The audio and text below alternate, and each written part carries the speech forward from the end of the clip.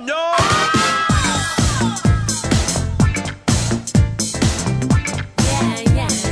Hey everyone, it's Andy Kushner, and this is The Wedding Biz and another episode of The Next Level. And today's episode is brought to you by Wedded Wonderland, which gives its followers exclusive on-trend and immediate access to the latest celebrity news, wedding advice, beauty tips, and lifestyle inspiration.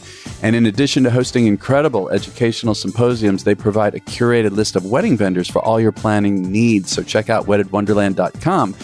So in The Next Level, I have a guest co-host, and together we discuss the most recent interview of the week of who I consider to be an icon of the business, and we suss out a few key topics and help translate them into some specific tactical strategies that you can use to bring your own business to the next level. And before I introduce today's guest co-host, I want to mention last week's interview, which was with Klain Gessel, who is a wonderful photographer. We had Sean Lowe as the guest co-host of The Business of Being Creative. And Klain is an award-winning international photographer whose images have been featured in dozens of magazines and also was inducted into all of the National Geographic Fine Art galleries across the world. And we had a deep, deep conversation about what it means to truly connect with our clients and so much more. And again, my guest Sean also helped elucidate many points very well. Also, everyone, before we jump in to our conversation here with Sean, I want to mention that this episode was recorded before the fires began. And so our hearts really go out to everyone in Australia. It's very sad. And we just really want to let everyone know how much we care. And so I want to bring up now today's interview.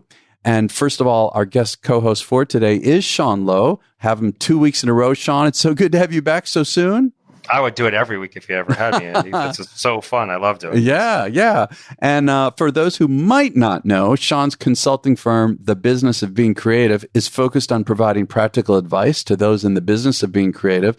And Sean's client list includes the who's who of the wedding industry and design community. And we had our own outrageous conversation when I interviewed Sean last year in February of 2019. So I encourage everyone to check it out. And also, Sean is a wonderful, wonderful consultant. You should check out his collective as well as one-on-one consultations. So today's guest who we're going to speak about is John Emmanuel, based out of Sydney, Australia, and introduced to me by Wendy El-Khoury of Wedded Wonderland.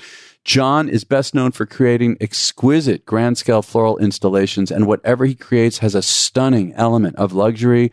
A known leader in his market, John has worked alongside many high-profile Australian wedding planners in continuous collaboration to create some of Sydney's most luxurious events. And John also hosts the John Emmanuel Luxury Wedding Masterclass, so got to check that out. So, Sean, there was so much here to talk about, but in this brief period of time, one of the first topics that I thought was really interesting, and it's come up a few times with some of the guests, but I like how John framed it. He talked about how uncomfortableness keeps us from being complacent. And a little deeper dive in it was he was saying that rather than fear, he felt uncomfortable when he made the big switch from being successful in retail and then going totally to his own company where he had to depend on income just from doing events. And again, that statement, uncomfortableness keeps us from becoming complacent. Well, yeah.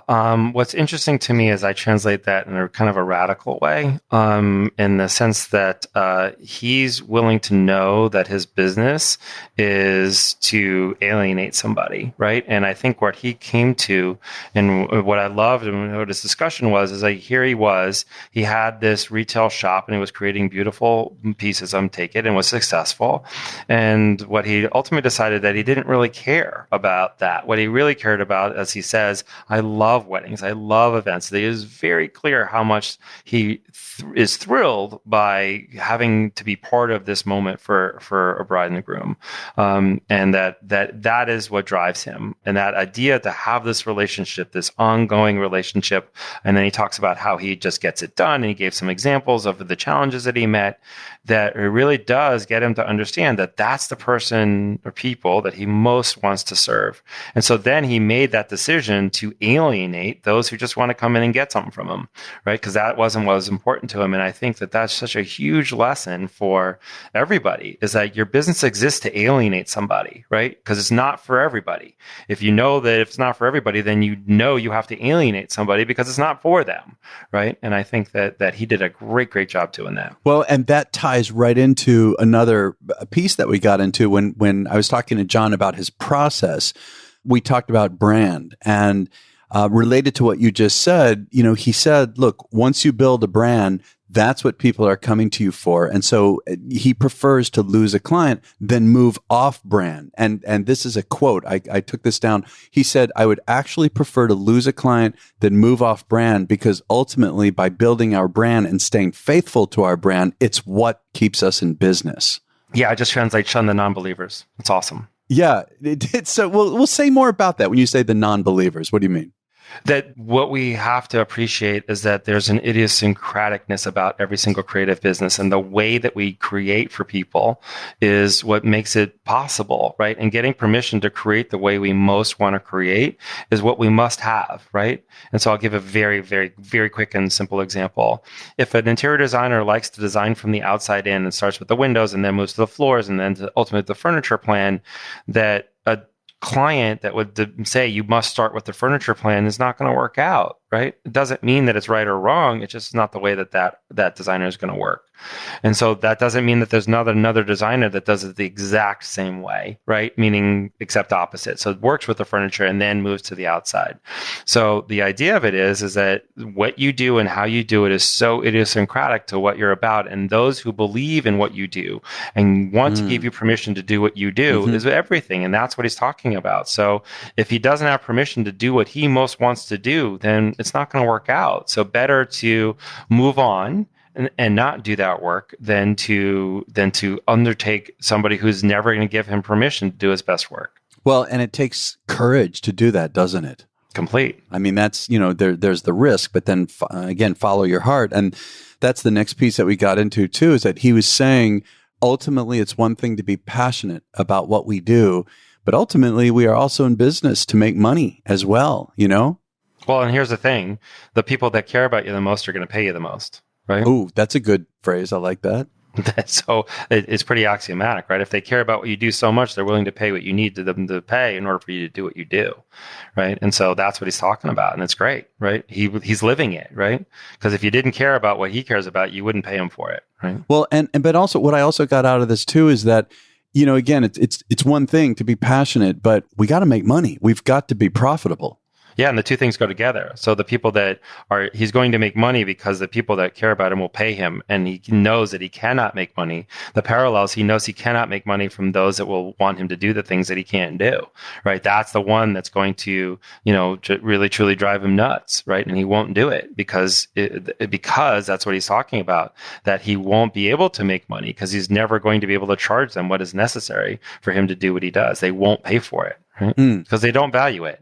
Yes. We also talked about social media, and he was making a point that, and it's interesting, I've heard this from a few people too. I mean, planners also in particular, not just photographers. You would think the ones who are going to say this, but he said, look, it's really important when designing to want the images that you're going to end up with to look great on social media. And again, that's related to we also need to profit. We're in this, it's also a business too. Yeah, definitely. To be able to tell your story and do the work you do and to shape that image and use that image. I mean, I'll never forget, you've interviewed Preston several times, but one of the most amazing things that he did, and I give him total props for it, is that he did one book and he did not have a photographer, didn't control the images, and it was really kind of haphazard, and he would say that. And after that one book, which was back in the late 90s, right? So we're now more than 20 years, he made a decision to create and own his library of images. Right? So he owns all of those images that you see, which is wonderful because then he can craft his story and tell his story his way. That's right. I love that. Right. And that's definitely what John is talking about too. Yeah, that's really, really important. And also before we go, we got into this topic that I would say is definitely a thread that ties almost every interview I've done together of these people that are icons in the business, which is how important personal connection is, personally connecting at a deep level with your client. fast, and it's interesting, Sean, you know a whole lot. We've worked together for a very long time. And in my music business, Kushner Entertainment, I remember in the beginning, it was important. I knew intellectually it was important to connect with people, but I was kind of running fast. I needed to bring in the business and I was working really hard. I was not taking the time that I take now to really sit with clients and really get to know them. And, this may be obvious, but I want to put it out there that by being able to slow down, and it does take more of your time. It took more of my time. It takes more of my time to actually really get to know them, then sparks all kinds of inspiration about how I can, let's say, custom curate an experience for them. Yeah.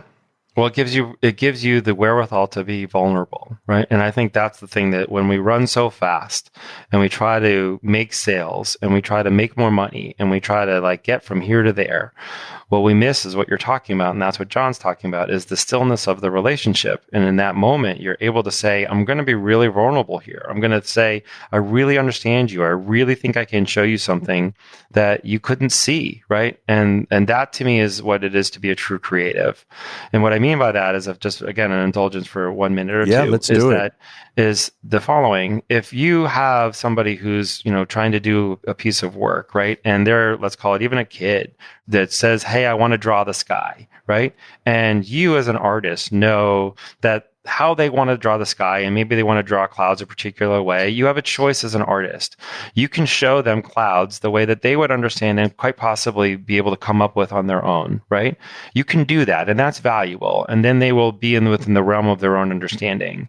But if what they want to do is express themselves and really contemplate what a sky is, right? And you can contemplate what that looks like and how to do it and what to do, and do something in a way they never would understand. They could never draw that way, or say, hey, maybe instead of using blue, you use red. I don't know, right? I'm making a very silly example, but they would never have come up with red.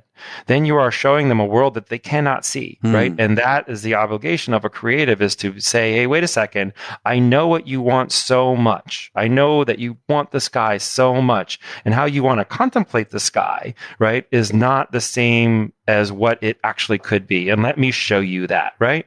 And then that is what is going to transform you, right? And so what you're saying and what John said and what everyone is, that you're going to spend the time and the energy to really understand what that person wants, and what they really want is the sky. And you're going to show them what the sky could be, right? In a way that they never could, right? Or do it on their own. Yeah. That's wonderful. Yeah. And how can we get that if we're just running fast and signing up a job and just, giving. Right. Yeah. So, well, that is all we have time for today. I want to thank everyone for listening to today's episode of The Next Level. Be sure to check out the site of John, and that is John Emmanuel with 2 M's, johnemmanuel.com.au.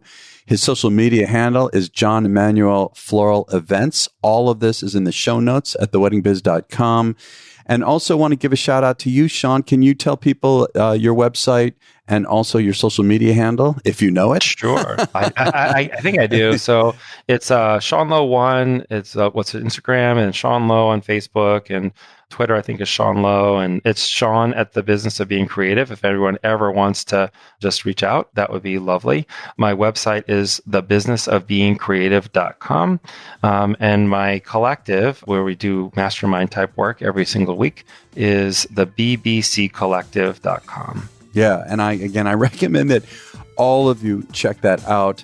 And we want to ask you to follow The Wedding Biz on Instagram and Facebook at The Wedding Biz, and subscribe on your podcast app so that you are notified when new episodes come out.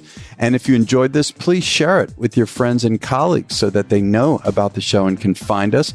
I want to mention next week's episode. It's going to be Michelle Rago. Michelle is a wonderful destination planner and producer and designer out of New York, although she works worldwide. It's actually part 2 with Michelle, and we went deep. It was a really good episode. So before we go, we want to thank our sponsor for today's episode, Wedded Wonderland. You could find them at weddedwonderland.com, and we'll catch you next week on The Wedding Biz.